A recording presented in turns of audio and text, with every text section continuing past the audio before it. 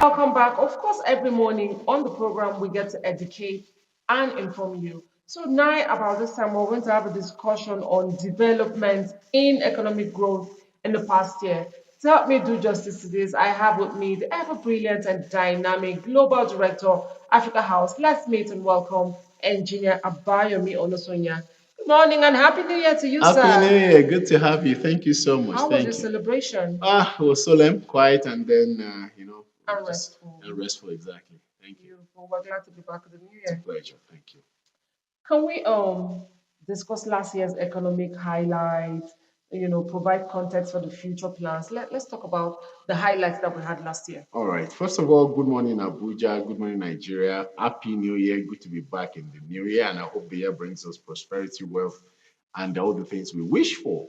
Yes, 2024 was an eventful year because 2024 was filled with ups and downs in terms of the economic activities and, of course, in terms of the way it affects our lives.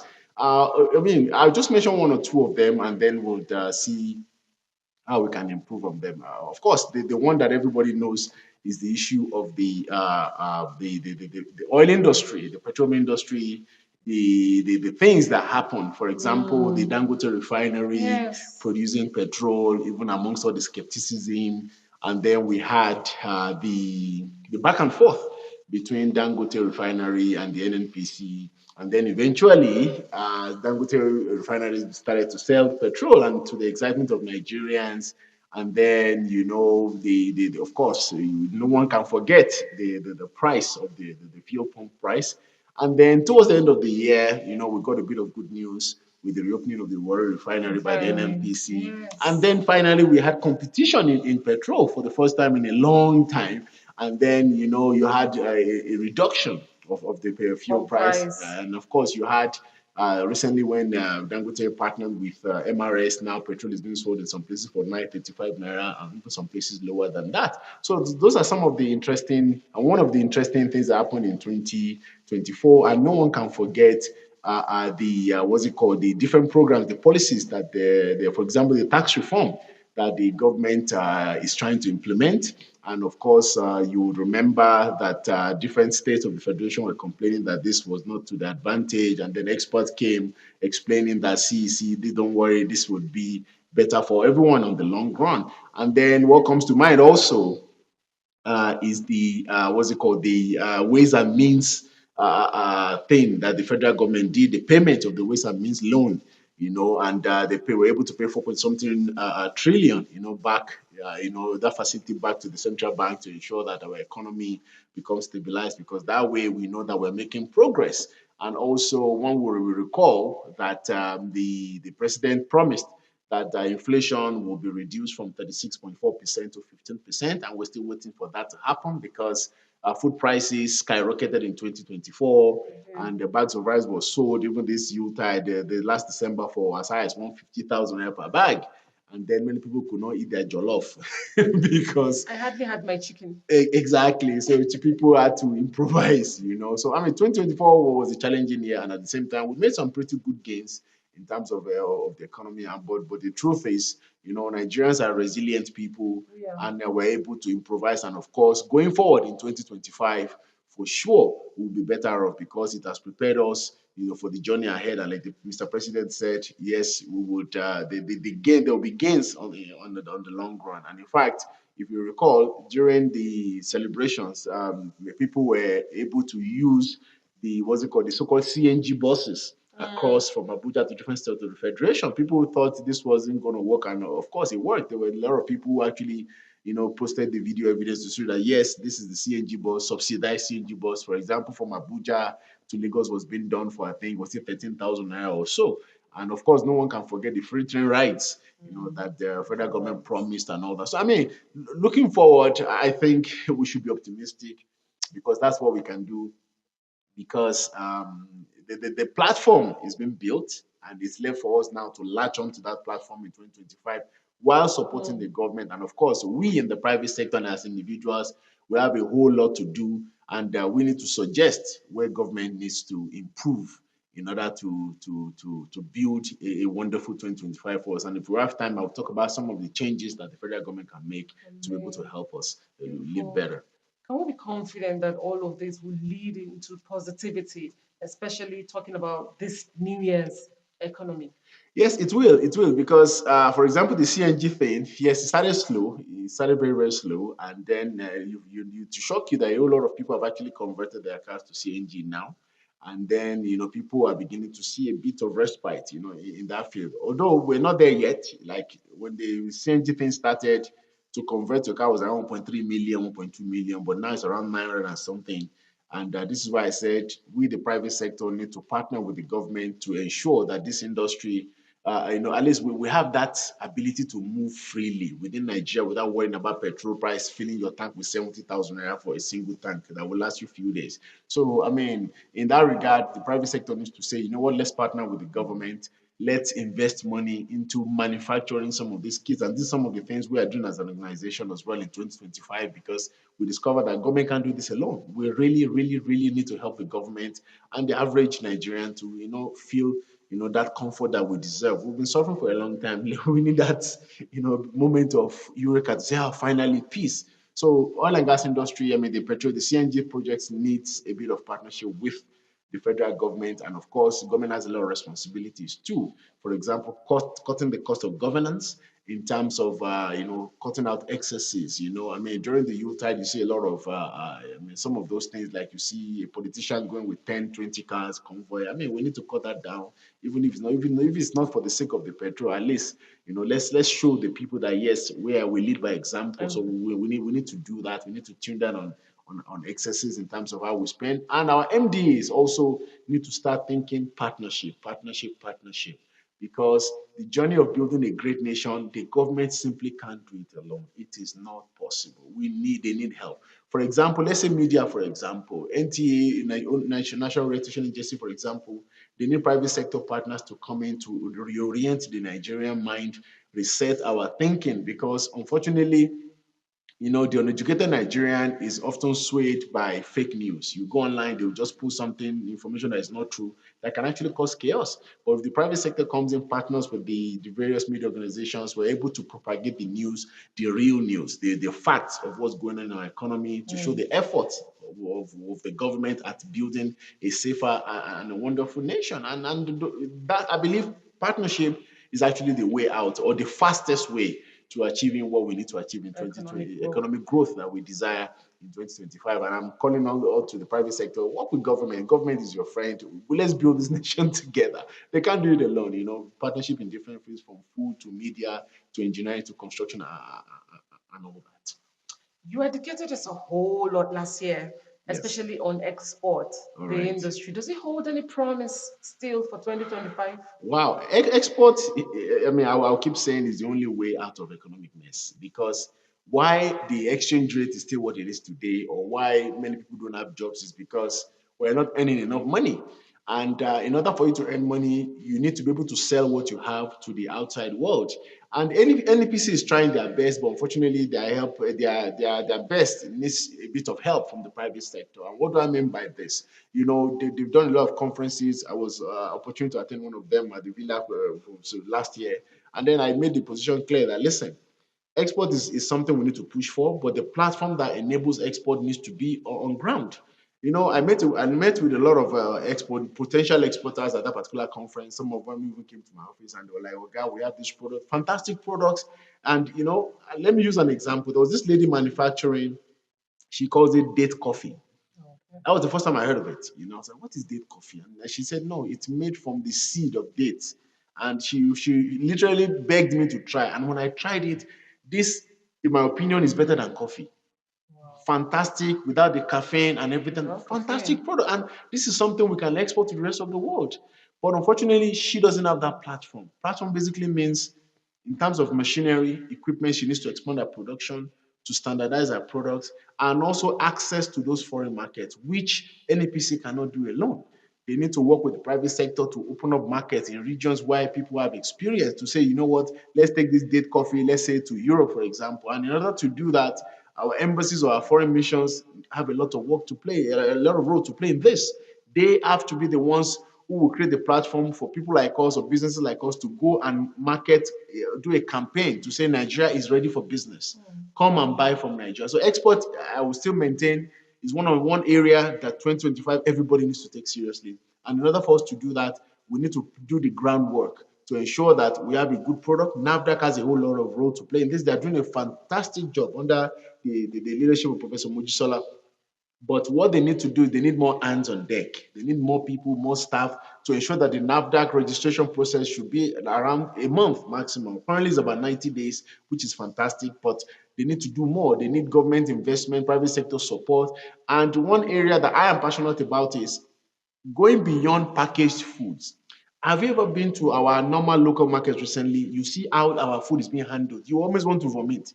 You see the meat seller selling the meat where there's flies everywhere. You see the orange seller just keeping it on the floor, tomatoes. So we need to move to the era of even making sure our food is safe from the beginning, whereby from the way it's harvested to the way it's washed, because some of our food products are not even washed at all.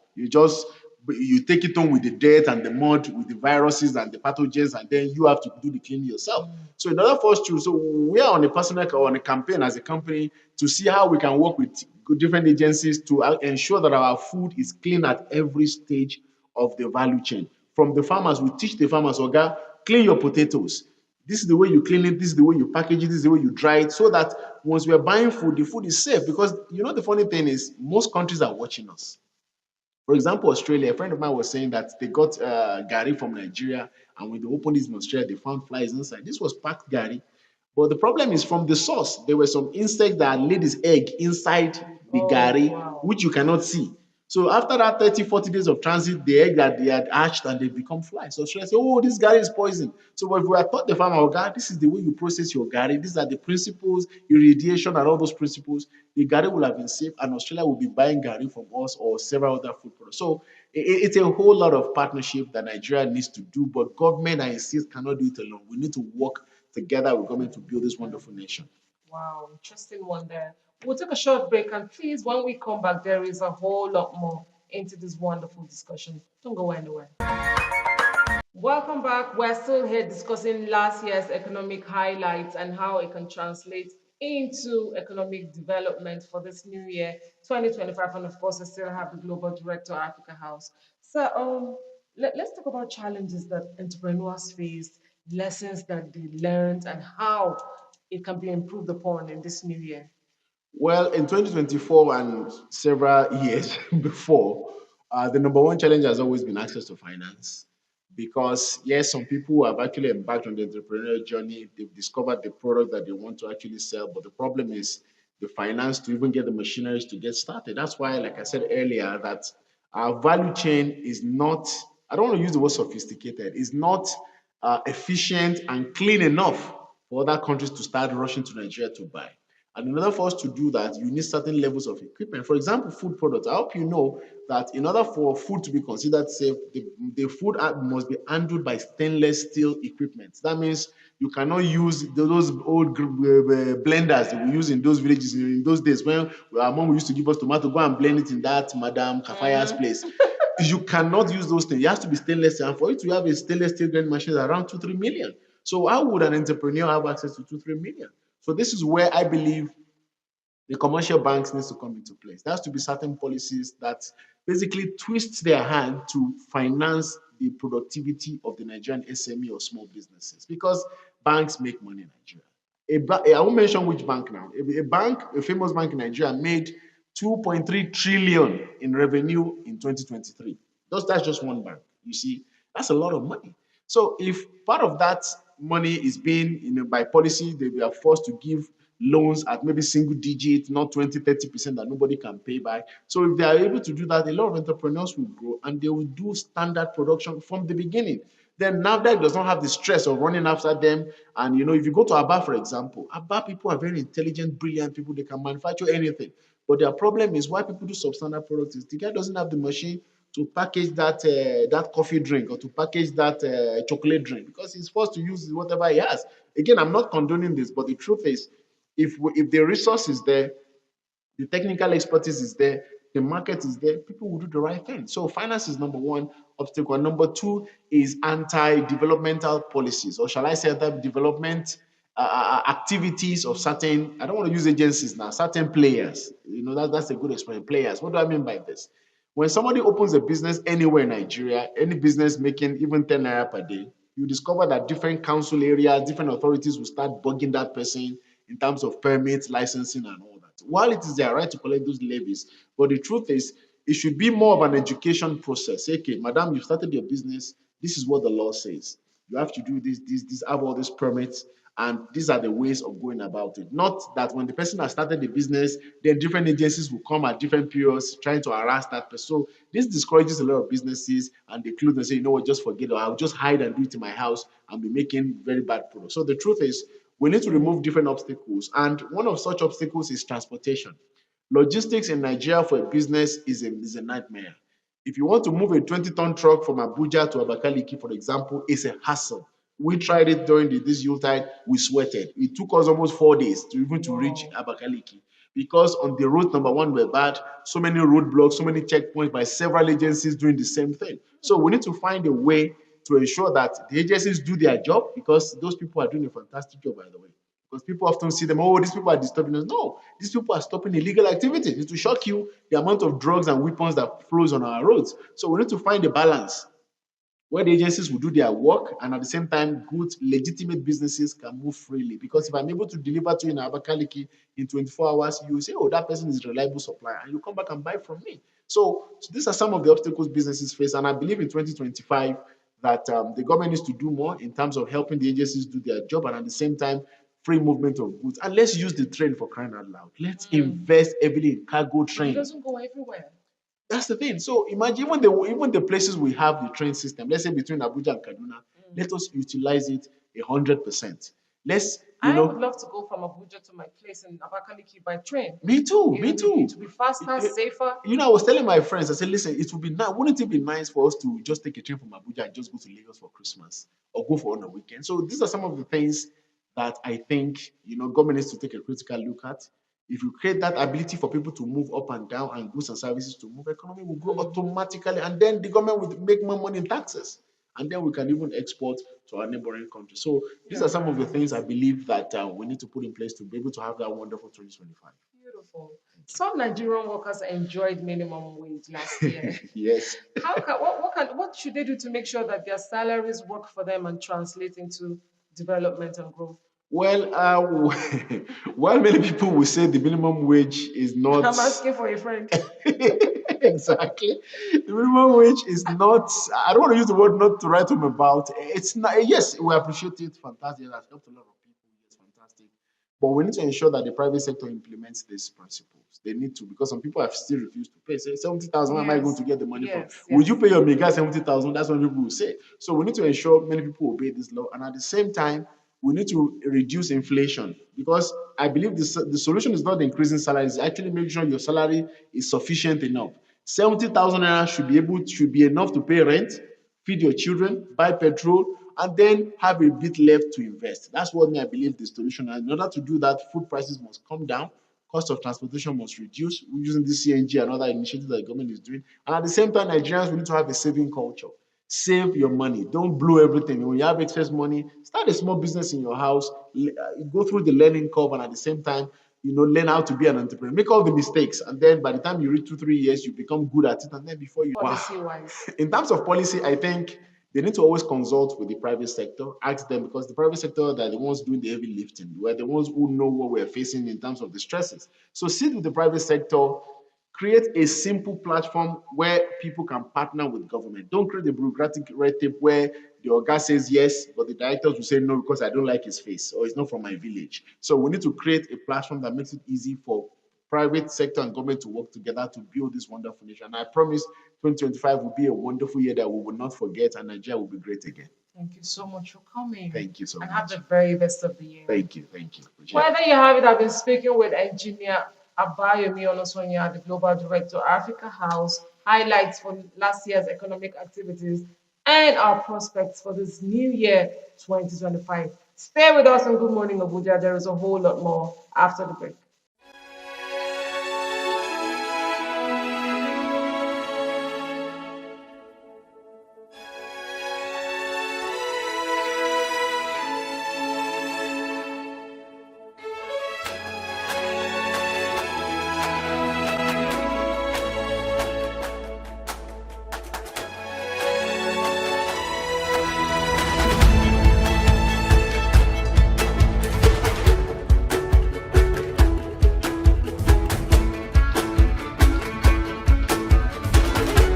It was a busy day for fun seekers as they were seen in their numbers trooping into the magic land.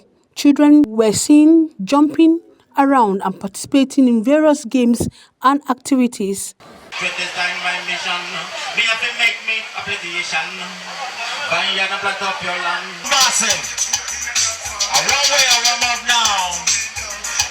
Many vendors took advantage of the day for brisk business with tight security. Entertainers were taking advantage also of the holiday.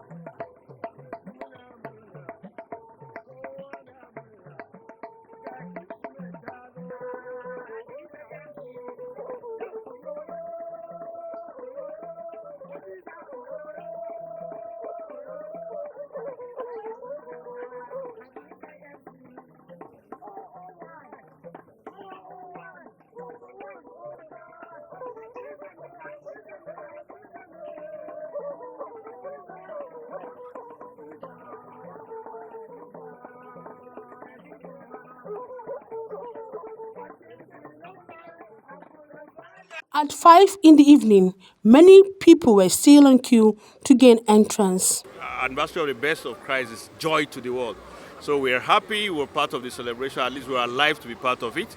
Despite the hardship and the economic crunch, we have to still bring our family to be part of the celebration. The large turnout is an indication that many residents did not travel for the holiday.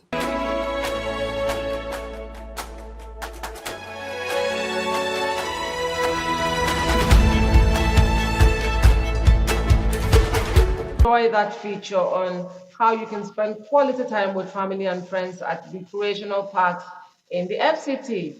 Now we're going to get into the real nitty gritty, talking about discussing the real essence of marriage and family. Want to take a look particularly at how we can rescue the younger generation because marriages seems like they end too soon even before they start. So to help me x-ray this very important issue, I have a life coach. Yes, I want to call him that. He's a life coach in every sense of the word. He's the founder, CEO, Happy Home Marriage Consult. Please let's welcome and greet my guest, Mr. Adebayo Abdelatif, CEO, Happy Home Marriage Consult. Good morning and welcome to Good the morning, show. man. It's nice to be here, man. Same here, and a happy new year to you. Happy New Year to you too. All right. And so many singles out there who are planning to get married this year. This is their year. This is the This is their year. year. Thank you very much. All right. So now, what is really the essence of marriage? What is the real essence of marriage in the first place? Okay, thank you for having me. Actually, talking about the essence of marriage, I'll just pick 2 points out of so many. And I think the number one essence of marriage is companionship. As you can see, when God created Adam in the Garden of Eden, and Adam was actually lonely. And you understand that he needed somebody to talk to, he needed somebody to help him house one or two things. And aside the fact that God actually had a plan for procreation, you understand that, for which to multiply on earth. So, but the first thing he did was to bring Eve out of Adam so that he could have somebody to talk to. You understand that? So, the first essence is actually for companionship. That's what I tell most of my people, most of my clients. Because if procreation actually comes first as one of the first essence, why did Jesus Christ was born without a father? It means God could actually create us either by Without from couples. yes without couples. But he had decided in his mercy that no, he wants us to live together. He don't want you to be lonely. You want you to have somebody and you want you to enjoy yourself. So companionship is the fourth thing, then followed by procreation. It's meant to promote friendship, promote Friendship, love, peace, peace, tranquility. tranquility. So if you're at peace, you've gone to work, coming back tired, you have somebody who has prepared nice food for you. At night, you want to sleep, you have somebody to cover you up, to have nice time with, and things like that. Beautiful. It's not good to be alone. It's not good to be It's not good to be alone. alone. Two is better than one. Yeah, very good. Good two. Good Good to. two. Better than one. All right, now why does it seem like these marriages these days are ending too soon? It's rare to find a couple that have stayed together for over 20 or 30 years, splitting and going their separate ways. It's very rare.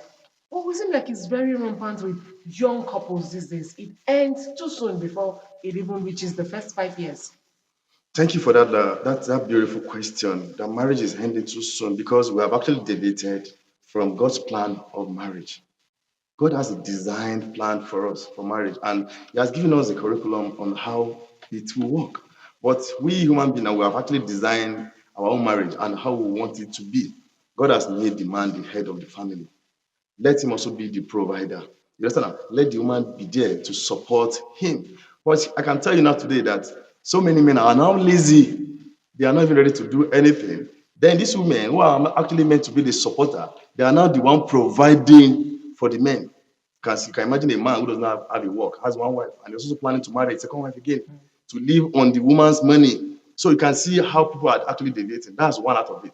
Number two is so many people are going into marriage with the mindset of I'm not going into the marriage to give my all.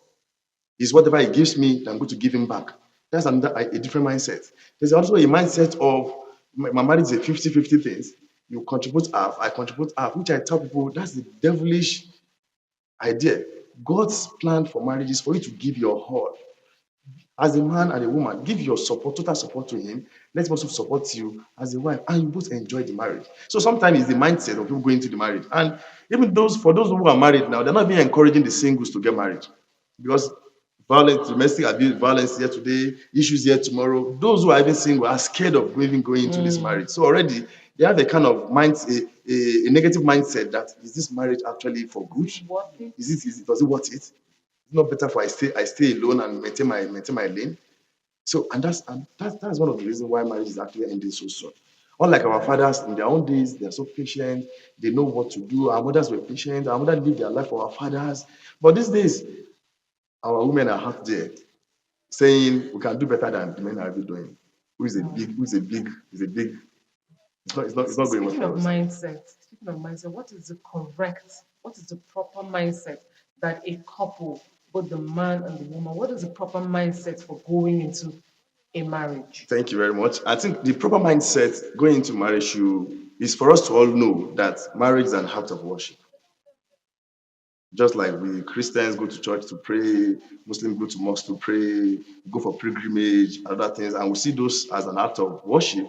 The same thing you should see your marriage as an act of worship because it's a commandment or recommendation by God to us that we should do. Does not mean that okay, if you don't do it, maybe you're going to hell or not. You understand now?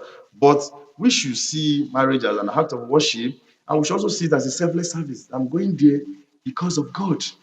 So I try to correct some people's notion, some women notion that I'm in this marriage because of my children. No, that's the wrong thing to think of. That you're in a marriage because of your children. No, you are in a marriage because of God to fulfill God's commandment and to do what God has asked you to do and stay away from what He has asked you not to do. And with that, you're going to see God both in your children and in your husband. And don't expect too much from him. Don't expect too much from her. Put your expectation on God and make sure you pray and pray and pray. Interesting.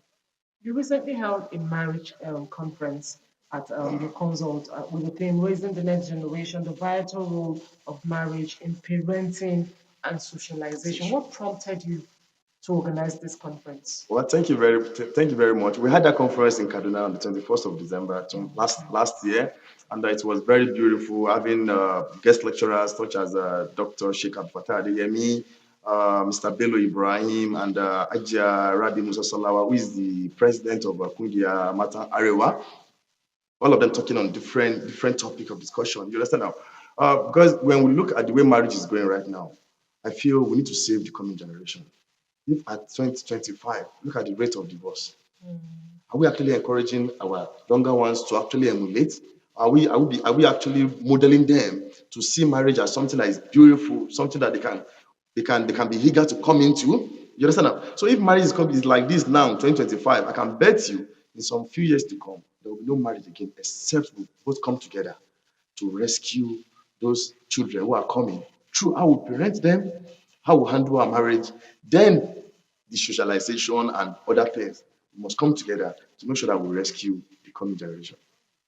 Tell me more about your services at the consult. What are some of the services that you render at the consult? Okay, thank you very much. I'm a professional trained marriage counselor. Okay. Yeah, I was trained by Binacom Family Counseling Center. I also went to Alikima University for matrimonial conflict management. So Wow. I'm not, so I'm professionally trained, And one of the things I do is actually marital counseling, pre and post divorce counseling. Because we have people who want to go to divorce, we counsel you, let you know, okay, these are the Possible possible outcomes. outcomes of it. Are you ready? You made up your mind. Okay, good and fine. It's not late for you because we don't decide for you. We only try to tell you, okay, look at these are the positives, these are the negatives. So you choose whichever one you want. Then also do matrimonial conflict management when couples are having problems, issues within themselves. Come to us. We are professionals. We're going to counsel you without emotions, without being biased, because we don't know any one of you. I'm going to talk to you with the fear of God to make sure that things work. I'm not an advocate of divorce. I hate divorce totally. So I try as much as possible to make sure that your marriage will work for Yes. you. Speaking about marriage counseling in this part of the world, African couples don't have that orientation that the need to access a marriage counselor when there is a crisis in the marriage. Crisis. You will tell me about that. But first, we will take a short break. Please stay with us. Don't care, no, I don't care about tomorrow. I don't care about tomorrow. Yeah, I just wanna be forever young. Yeah, I just wanna be forever young. I'm off the ground, no one can stop me now. Yeah, I just wanna be forever young. Forever young. Forever young. Forever young. Forever young. Forever young. Welcome back to the show. It's still Good Morning Abuja, and I'm here interacting with the CEO and founder for Happy Home Marriage Consult, life coach Adebayo Abdulatif. I see that this part of the world doesn't seem like couples have that orientation to access marriage counselorship the minute they have a crisis among them, unlike the Western culture where it's their number one option. What do you have to say about this? Well, in this part of the world, marriage counseling is actually something we take with levity. We're actually not too serious about it. But in other parts of the world, it's a very lucrative business because even before going into marriage, you must be counseled. You must be counseled. And even in Nigeria, the Christians they're trying. No church is going to going to wed you without you attending Going through classes. classes. And the Muslims too are waking up to that fact now that no, you need to be cancelled because you don't expect to know everything. And there's no trial version of marriage. That okay, you go into the marriage, when it fails, you come back and you have learned, you come. No, no, no, no. Meet professionals, meet counselors. Let them tell you one or two things. Let them guide you on how you can actually have a good home and a good marriage. Just like we have family doctors. It's not bad for you to have a family counselor. Whenever you have an issue, instead of reporting your spouse to their parents or people, meet your professional counselor, family counselor. Let them put you through. When you need to be patient, when you need to talk about it, when you need to communicate, when you need to just let go so that your marriage keep moving. So we need to do more. Even for our government, we need to come into it and make it a law that no, you don't just you must show a certificate from a counseling consult or that yes, you have been counseled, maybe through classes that you actually prepared for this because you cannot continue with the way people go into marriage. I've seen a marriage in Kaduna. That day of marriage, the guy divorced the wife. The day of marriage, The same day. the same day of marriage. Oh boy. So what's the essence of bringing people together? You spend so much money, then immediately after that day, that lady is no longer a single person. You tag her a divorcee just for one day. You have not been you have not been met, you have not been after the marriage. Because everything was cooked with lies and everything. There was no place to there was no home to put the lady. He deceived the family and everything. So we have a lot of deceit now. People know they don't want to go to people who will tell them the truth. Because by the time husband and wife go to meet the counselor now, okay, you can imagine a man who has an ailment, and the counselor is telling you that before this marriage, you must go for a medical checkup, which is one of the things we do in premarital counseling. And the man is telling you, okay, no, I've gone. You're not just going like that. You go together. Or sometimes we even okay, come, let's go together. So that you both will do it and we'll be sure that yes, everything, most especially when it comes to genotype. You see people Okay. saying, I know my genotype now. I'm AA. How do you know you're AA? My family, we don't sick. Is it, is it by that? No. So counseling is very, very important. And there in abroad, very lucrative business. People pay good money. But here in Nigeria, you see most people want it free. And it's nothing to be biased about. That's no. Without emotion, these are professionals, and that's why on social media now we have a lot of quack counselors telling you things based on their own experience. Yeah, good and fine. Experience is best teacher, but please don't use just your own experience to counsel people. Look at other ways because marriage is not a one to fit all. You understand? Because we have different partners, different lifestyle, different upbringing. But counseling is actually very, very important.